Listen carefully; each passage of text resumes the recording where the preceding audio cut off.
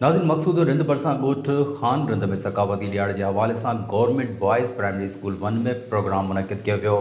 उन हवाले सां ॾिसूं था ख़ैर मोहम्मद रिंद जी ही रिपोर्ट। मौजूद आहियूं ॻोठ खान रिंद में प्राइमरी स्कूल ॻोठ खान रिंद जे 1 स्कूल में, जिथे अॼु सखाफ़ती जे हवाले सां महबूब नेटवर्क तरफ़ां 5 डिसंबर वारे ऐलान पास जेको आहे ॾियारे जे हवाले सां ॾे मल्हायो पियो वञे। अचो त उन्हनि सां ॻाल्हायूं त उन्हनि जो वधीक छा चवणु आहे। असां महबूब नेटवर्क वारनि जा तमामु थोराइता आहियूं जंहिं जेको ही ॾियारो मल्हायो आहे। असांखे तमामु ख़ुशी थी आहे। असां पंहिंजे school government boys primary school Khan Rind 1 में हीउ ॾियारो मल्हायो आहे ऐं हिन ॾियारे मल्हाइण जो मक़सदु इहो आहे त हिकु सकाफ़त खे उजागर करणु, उन सां गॾोगॾु इल्म खे बि उजागर करियूं।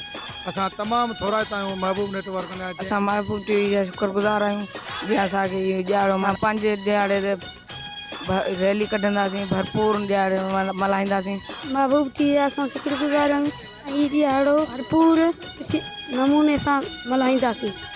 महबूब टीवी वारनि जी महिरबानी, हीउ ॾियारो असां नमूने में मल्हाईंदासीं। महबूब नेटवर्क तरफ़ां असां जेको आहे सो हीउ ॾियारो भरपूर नमूने सां मल्हाईंदासीं, जंहिंमें असां रैलियूं ऐं जेको आहे सो टेबला पिणु पेश कंदासीं।